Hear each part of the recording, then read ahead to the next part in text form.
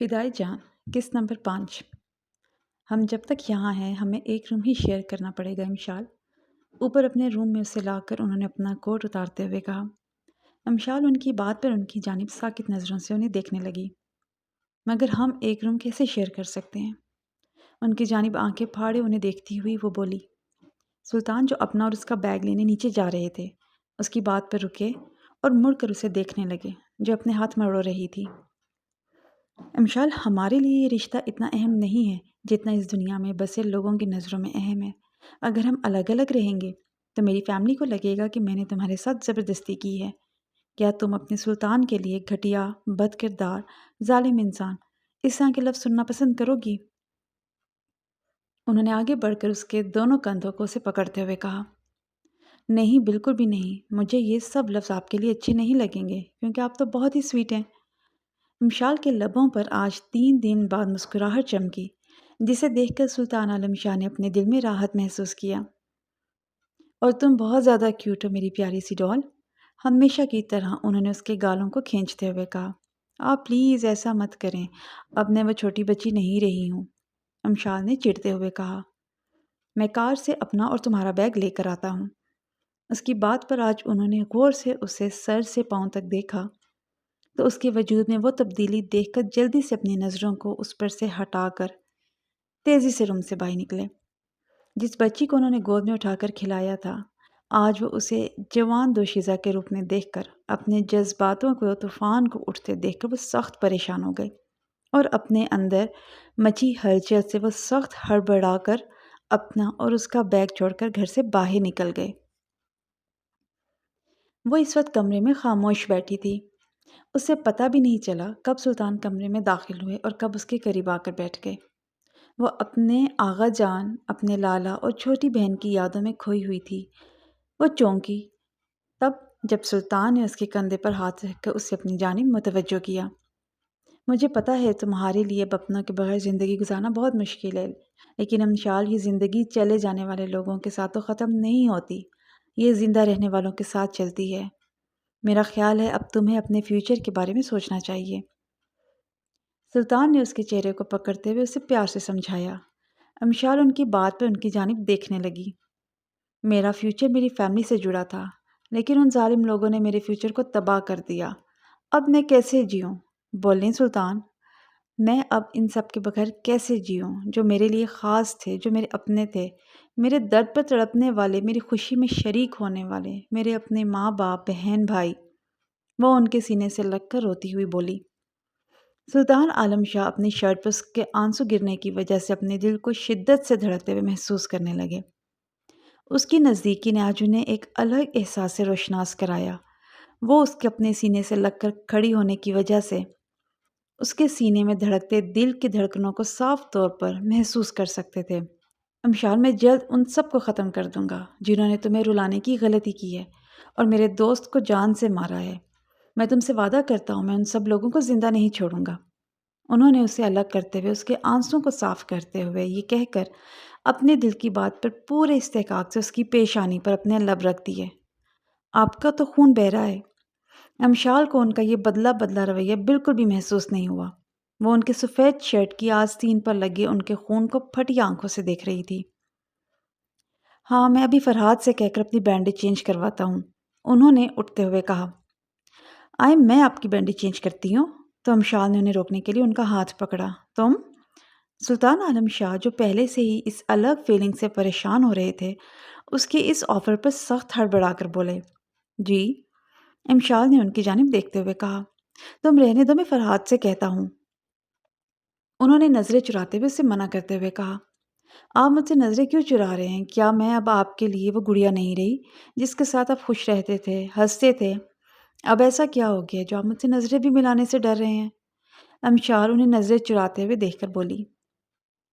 وہ ہمارا پاس تھا امشال، انہوں نے ضبط سے کہا۔ امشال ان کی بات پہ اپنی جگہ سے اٹھی تو اس کے اٹھنے کی وجہ سے اس کی شال نیچے جا گئی جس کی وجہ سے اس کا نازک حسین وجود اپنی تمام توانائیوں سمیت ان کے سامنے اجاگر ہو گیا۔ وہ اس کا نازک سراپا دیکھ کر ہکا بکا رہ گئے۔ جس لڑکی کو وہ پہلے بچی کی نظر سے دیکھتے آ رہے تھے آج پاکیزہ رشتے کی وجہ سے وہ اس بچی کو اس نظر سے دیکھنے سے خود کو روک نہیں پا رہے تھے جو ایک مرد ایک عورت کو دیکھتا ہے۔ آپ اس طرح کیوں کھڑے ہیں؟ آپ ٹھیک تو ہیں نا؟ ان کی نظروں کے پیام سے مشال انجان آگے بڑھی اور ان کے سینے پہ اپنا نازک ہاتھ رکھ کر ان کو ساکت و جامد کھڑے دیکھ کر انہیں ہلا ہلا کر اپنی جانب متوجہ کرنے لگی۔ وہ اس کے قریب آنے پر بغور اس کے چہرے کے خد و خال کو آج پہلی بار ایک بچی کی نہیں ایک عورت کی طرح سمجھ کر دیکھنے لگے۔ ان کی نظریں اب چہرے سے نیچے اس کی سراہی دار شفاف گردن پر آ کر ٹھہر گئیں تو اس کی سفید خوبصورت گردن کو دیکھ کر ان کے دل نے شدت سے خواہش کی اس کی گردن پر اپنا گرم شدت و بھرا لمس چھوڑنے کی۔ وہ اپنی اس خواہش پر ضبط کے گونج پی کر نظریں گردن سے نیچے کی حسین وادیوں کی جانب بڑھانے لگے۔ تبھی انہیں اپنے دل کے قریب اس کا نازک ہاتھ کا لمس محسوس ہوا تو وہ بری طرح سے چونکے اور سامنے کھڑی اپنی بدلی بدلی امشال کو دیکھنے لگے۔ ہاں، کیا کہہ رہی ہو تم؟ وہ کھوئے کھوئے سے اس سے پوچھنے لگے۔ میں نے پوچھا آپ ٹھیک تو ہیں نا؟ امشال ان کے عجیب انداز پر ان سے ان کی خیریت پھر سے پوچھنے لگی۔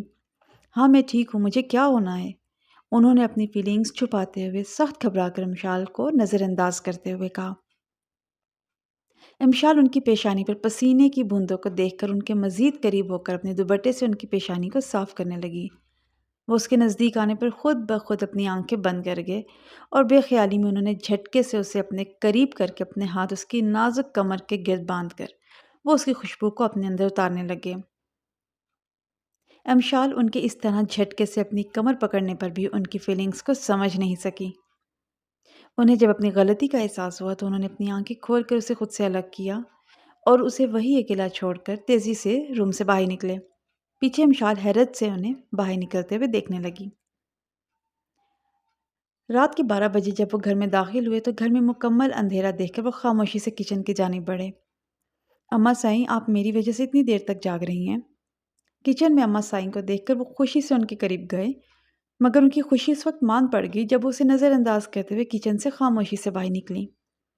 مجھے پتا ہے اماں سائیں، آپ مجھ سے اس طرح محبت کرتی ہیں جس طرح پہلے کرتی تھی۔ اس بات کا ثبوت یہ گرم کھانا ہے۔ سامنے ٹیبل پر رکھے باؤل میں سالن اور ہاٹ پاٹ میں رکھی روٹیوں کو دیکھ کر آگے بڑھے اور کرسی کھینچ کر بیٹھ کے مسکراتے ہوئے نم آواز میں کہتے ہوئے سامنے رکھی پلیٹ میں سالن نکالتے ہوئے ہاٹ پاٹ سے روٹی نکال کر ایک نوالا بنا کر اپنے منہ میں رکھتے ہوئے کھانے لگے۔ کھانا کھانے کے بعد وہ پلیٹ دھو کر کچن سے باہر نکلے اور اوپر چھت پر بنے اپنے روم کی جانب بڑھے۔ جب روم میں داخل ہوئے تو اسے بیڈ روم پر بنا روم کی لائٹ آف کیے سوتا ہوئے دیکھا تو وہ مسکرا کر رہ گئے اور پھر بنا آواز پیدا کیے وہ سوئچ بورڈ کی جانب بڑھے اور لائٹ آف کر کے روم میں نائٹ بلب جلا کر اسی خاموشی سے انہوں نے اپنے قدم واش روم کی جانب فریش ہونے کے ارادے سے بڑھائے۔ جب وہ واش روم سے فریش ہو کر بیڈ پر آ کر اس کی دوسری سائڈ پر لیٹے تبھی اسی لمحے امشال نے کروٹ بدلی تو نائٹ بلب کی روشنی میں اس کے گہرے گلے سے نظر آتے منظر کو دیکھ کر وہ جیسے سانس لینا بھول گئے۔ وہ اس حسین منظر میں ایسے کھوئے کہ اپنے دماغ میں چلتے خیالوں کو روک نہ سکے اور سامنے حسین سراپے کے جال میں خود کو اس قدر دھنستے ہوئے بھی محسوس نہ کر سکے۔ اس سے پہلے وہ کوئی گستاخی کرتے ان کے دماغ کے کسی کونے سے ان کے دوست شمل خان کی وہ بات گونجی جو اس نے اپنے مرنے سے ایک دن پہلے ان سے کی تھی۔ شمل خان کی اس بات نے انہیں ہوش کی دنیا میں لا کر تڑپایا تو وہ ہوش میں آتے ہی اپنی جگہ سے گھبرا کر اٹھ بیٹھے اور امشال کی جانب دیکھے بغیر بیڈ سے نیچے اترے اور چہرے پر آئے پسینے کو صاف کرتے ہوئے وہ تیزی سے روم سے باہر نکلے۔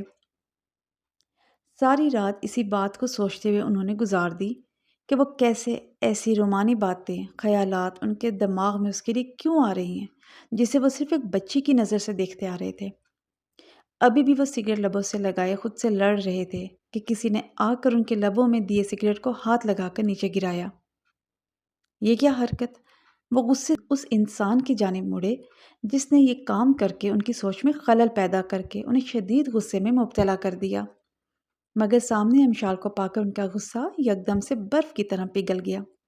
اپنا غصہ ایک دم سے غائب ہونے پر وہ شدید حیرت کی زد میں آ گئے۔ یہ سوال تو مجھے آپ سے پوچھنا چاہیے سلطان کہ یہ کیا حرکت ہے؟ امشال نے غصے سے سگریٹ ان کی جانب کرتے ہوئے کہا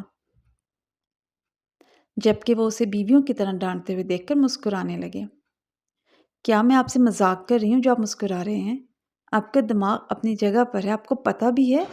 ٹی وی پر اشتہاروں میں بھی دکھاتے ہیں کہ یہ چیز ایک ہتھیار سے کم نہیں ہے، پھر بھی اسے روز اپنی غذا کی طرح لیتے ہیں۔ امشال ان کے مسکرانے پر سخت غصے سے انہیں دیکھتی ہوئی بولی، پہلے یہ دماغ مجھ سے لڑ رہا تھا، اسی لیے اپنی جگہ پر نہیں تھا، لیکن اس وقت انہیں بیویوں کی طرح مجھ پر حق جتاتے ہوئے دیکھ کر اب اپنی جگہ پر آ گیا ہے۔ انہوں نے زمانی لہجے میں کہا، یہ آپ کیا کہہ رہے ہیں؟ ان کی زمانی بات امشال کو سمجھ نہیں آئی تو وہ ناسمجھی سے ان کی جانب دیکھتی ہوئی بولی، کچھ نہیں، تم جاؤ نیچے ڈائننگ ہال میں ابھی آتا ہوں فریش ہو کر نیچے۔ انہوں نے اپنے جذبات سے چھپاتے ہوئے کہا، میں نیچے آپ کے ساتھ جاؤں گی، مجھے آپ کے بابا سائنس سے ڈر لگتا ہے۔ کیسے وہ کل رات ہمیں گھور رہے تھے جیسے میں کچا چبا لیں گے۔ وہ ان کی جانب دیکھتی ہوئی جھرجھری لیتی ہوئی بولی تو اس کی بات پر وہ کہا لگا اٹھے،